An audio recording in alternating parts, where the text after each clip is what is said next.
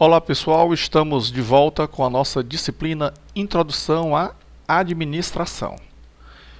Iniciamos agora a nossa unidade 2, Recursos Organizacionais. Eu quero iniciar diferenciando recursos empresariais de recursos organizacionais. No material de vocês, assim como a grande maioria dos autores, apresenta o título ou termo recursos empresariais, mas que eu particularmente não concordo muito. Ou melhor, eu não concordo de jeito nenhum. Por quê? Porque existe uma grande diferença entre empresa e organização. Toda empresa é uma organização, mas a recíproca não é verdadeira. Porque as organizações, elas se subdividem em três grandes grupos. As organizações públicas, as organizações privadas, estas sim são chamadas de empresas, e as organizações sociais, que são em sindicatos, instituições religiosas, associações, ONGs, fundações públicas, ou melhor, fundações privadas, entre outras. Então, as organizações públicas são completamente diferentes das empresas. Então, ao falar recursos empresariais, estamos limitando apenas para as empresas. E estes recursos que nós vamos discutir nessa segunda unidade, eles tanto são utilizados na esfera privada, como na pública, como nas sociais. A única exceção é que os recursos mercadológicos são diferentes, porque as empresas públicas elas têm um objetivo diferente das empresas, obviamente, já que não visam ao lucro. Então, nessa unidade 2, nós temos dois tópicos: o conceito de administração e os recursos organizacionais. Para conceituarmos a administração, precisamos fazer uma rápida consideração. Que na atualidade, na contemporaneidade, nós vivemos em uma sociedade de organizações, que são complexas, diferenciadas. Elas podem ser, como já disse, lucrativas, que são as empresas, ou não lucrativas, e que são as públicas e as sociais, e que, segundo Hidalberto Chiavenato, o maior autor de administração do país, as organizações são entidades sociais, compostas de pessoas que trabalham juntas e deliberadamente estruturadas em uma divisão de trabalho, para atingir o quê? Um objetivo comum. Por isso eu coloquei essa imagem desse jovem com esse binóculo. O que ele está focando? Em algo. Algo que ele deseja observar, ou seja, um foco. As organizações elas têm um foco em comum. Elas precisam de um foco em comum. Para Clécis Barnard, as organizações são sistemas de atividades conscientemente coordenadas de duas ou mais pessoas. Então, a razão de ser de uma organização é produzir um determinado produto ou serviço para atender às necessidades de um determinado público, que podem ser consumidores, podem ser associados, contribuintes ou usuários. Então, nós podemos considerar que o que são empresas? Empresas são organizações sociais que se utilizam de determinados recursos para atingir objetivos estabelecidos visando ao lucro. Então, empresas são diferentes das organizações públicas que prestam um serviço a um determinado público regidos por determinadas leis e regras de conduta humana. Essa é a grande diferença entre as empresas privadas, portanto, e as instituições públicas. E qual, portanto, o conceito de administração? O termo administração vem sendo muito utilizado atualmente, principalmente quando falamos da esfera governamental, que pode ser federal, estadual ou municipal. Mas também esse termo é muito utilizado no gerenciamento das empresas privadas. O Aurélio Buarque de Holanda, o dicionário famoso, ele apresenta a administração como a ação de gerir negócios públicos ou particulares. Já Alfredo Scottini diz que a administração corresponde ao ato ou efeito de governar, de dirigir, de gerenciar, de conduzir.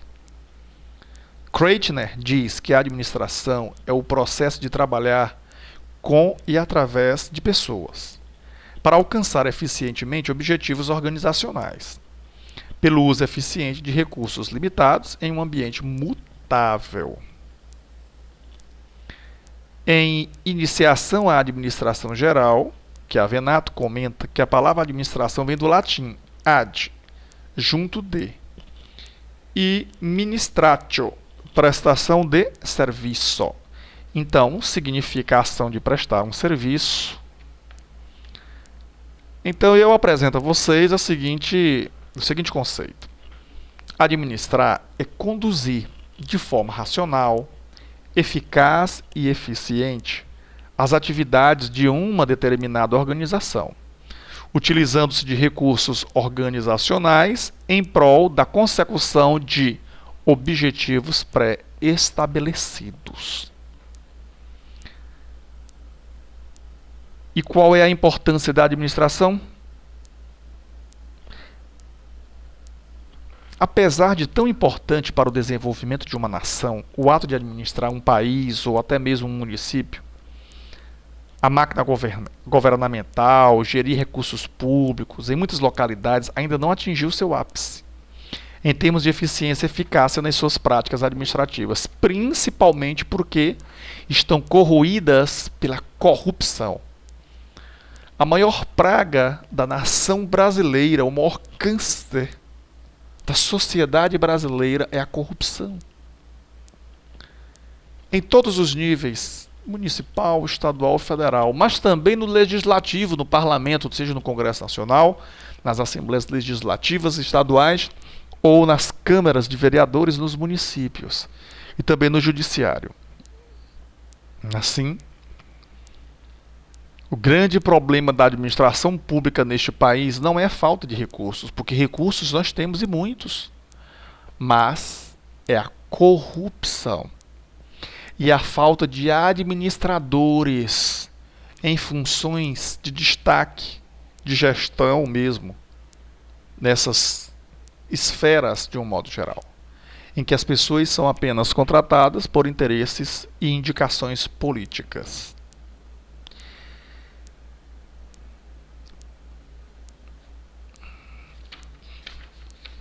Agora nós vamos apresentar os recursos organizacionais, que é o nosso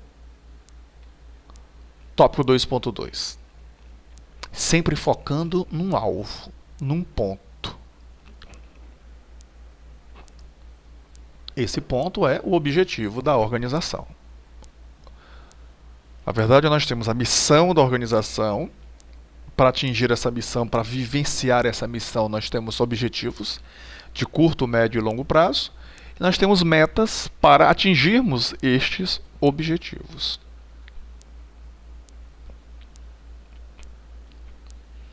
Então, eu quero apresentar 7 recursos para vocês.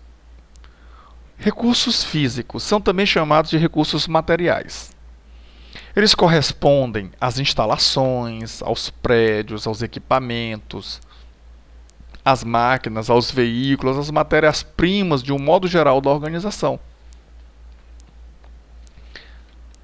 Antigamente, serviam de avaliação para determinar o tamanho ou até mesmo o porte de uma empresa.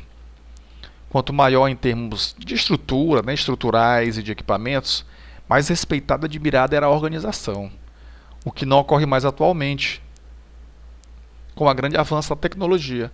A Microsoft, que durante anos Bill Gates foi considerado o homem mais rico do mundo, ela não tinha e não tem até hoje o porte da quantidade de fábricas, por exemplo, que tem uma Coca-Cola.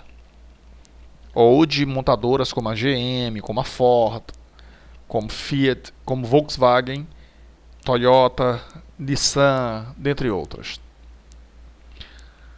Então, os recursos físicos é o que é físico, é o que é concreto, é o que é tangível dentro das organizações.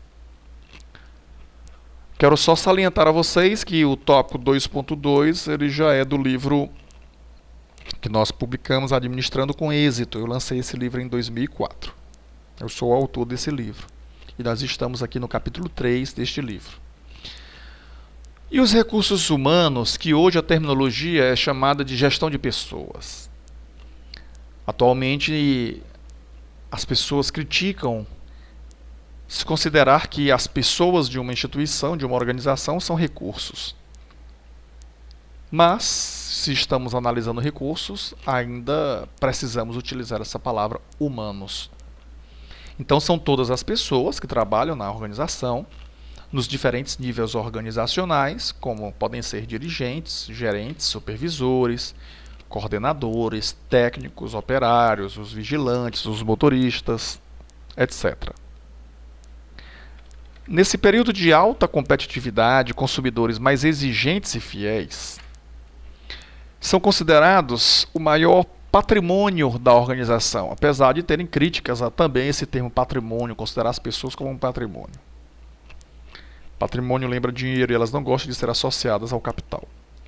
Mas a forma como são tratados e encarados podem torná-los no grande diferencial competitivo da organização. Então, sem dúvidas, o atendimento, os serviços de todo qualquer tipo de organização, pública ou privada ou social, é de extrema relevância. É fundamental. Só para a gente se distrair um pouco, eu gravei 2 vídeos alguns anos atrás, e num desses vídeos foi, ou melhor, intitulado A Excelência com os Clientes. Eu citei uma situação bastante interessante, em que há uns 10, 12 anos atrás aproximadamente, aqui em Teresina eu fui a um restaurante na Avenida Nossa Senhora de Fátima. Ele não existe mais. E acho que vocês vão entender o porquê. E esse restaurante, quando eu cheguei, na época eu era solteiro, cheguei com uma namorada, à noite, devia ser um sábado à noite, talvez umas 10, 10 e meia da noite, ele estava cheio.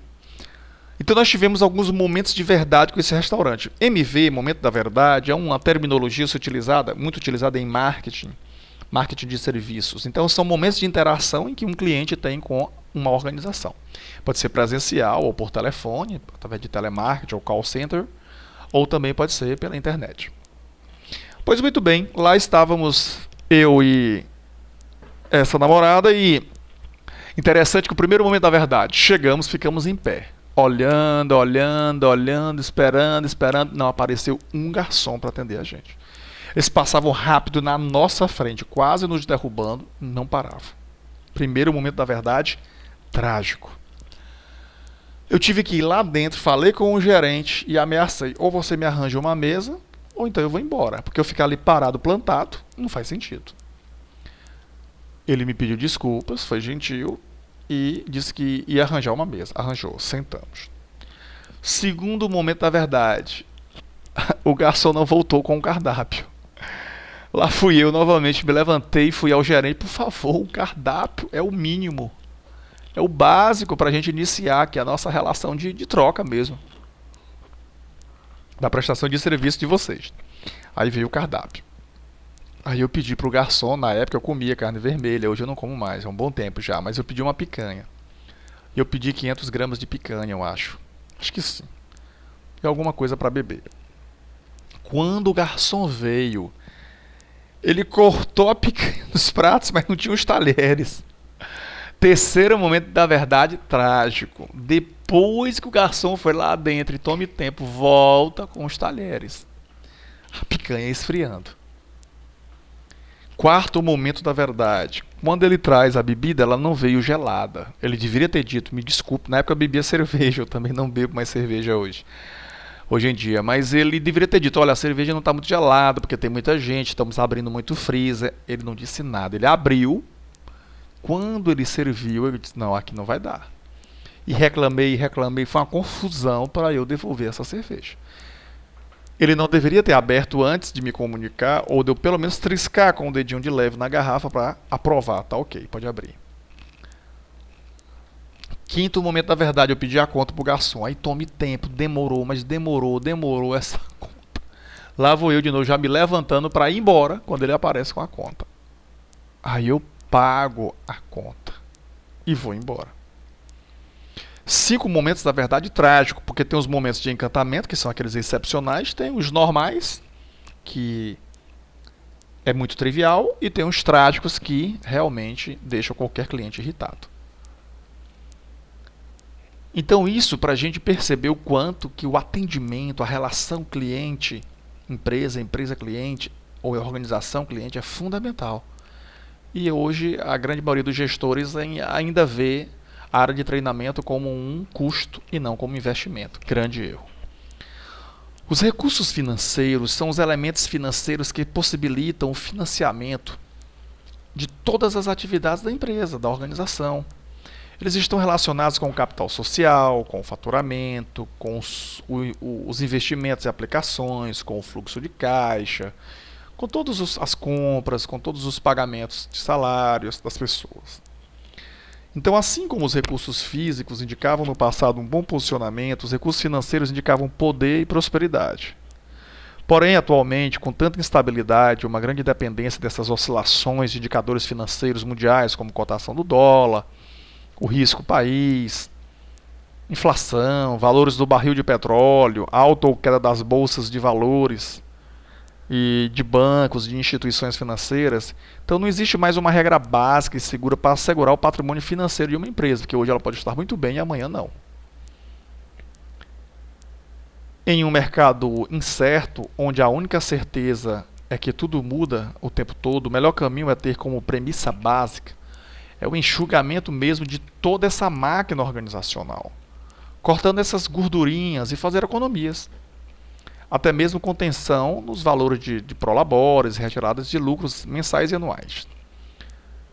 E assim, melhorar esses investimentos e torná-los os mais seguros, né, possíveis, mesmo que aparentemente não sejam os mais rentáveis.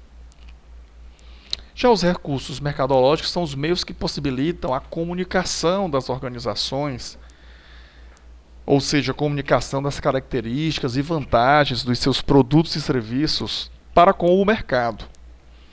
E qual é o objetivo? Comercialização de produtos ou prestação de serviços, no caso das públicas e das sociais. Isso visando a satisfação de quê? De desejos e de necessidades do seu público. Consequentemente, propiciando a entrada de recursos financeiros nas organizações privadas e o seu crescimento empresarial. Nas públicas e sociais,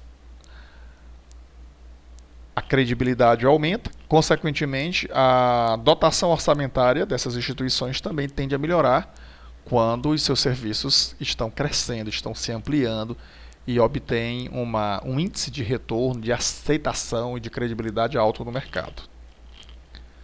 Portanto, esses recursos mercadológicos eles correspondem aqui às ferramentas de marketing e comercialização da própria empresa. Então, os recursos físicos levam ao departamento, à diretoria.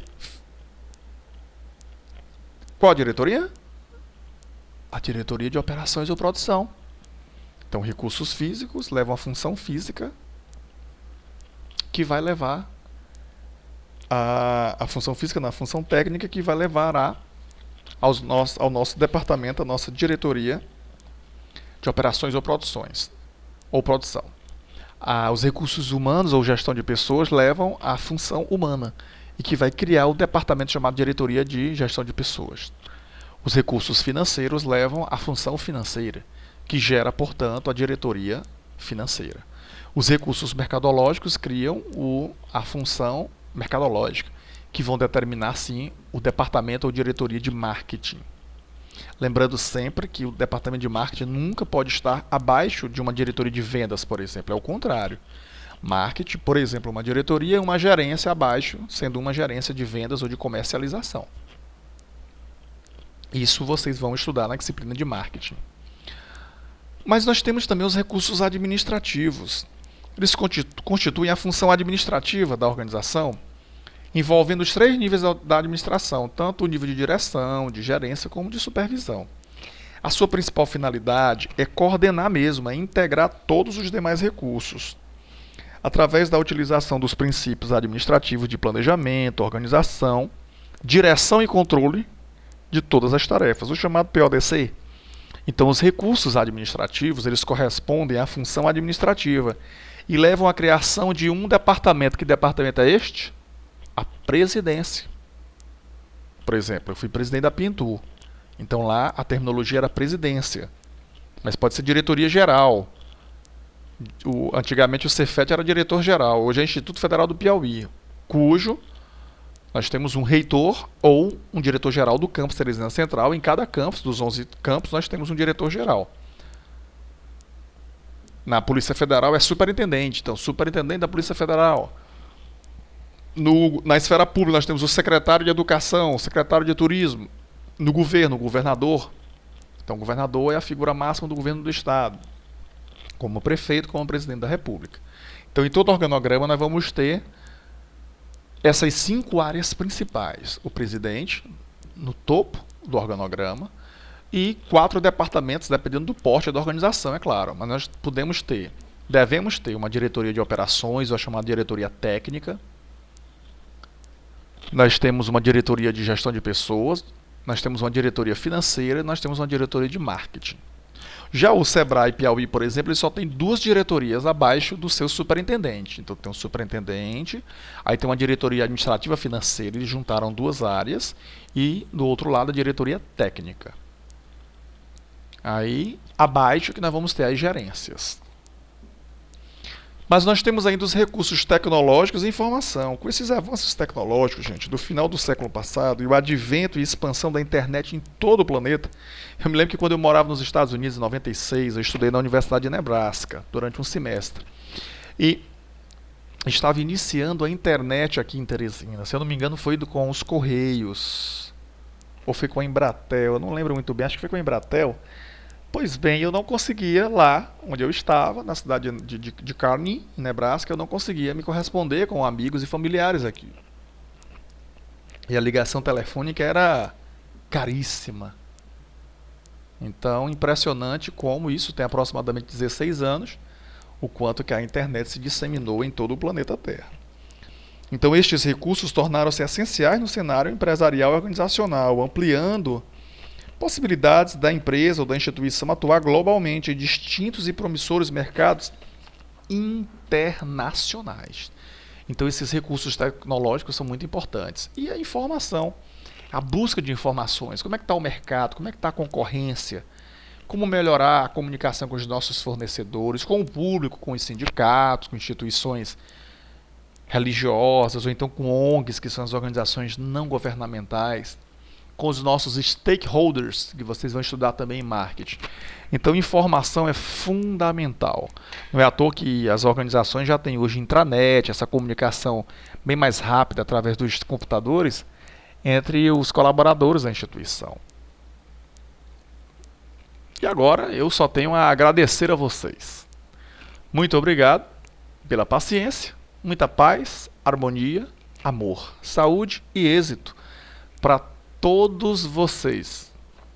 Muito obrigado e até o nosso próximo encontro.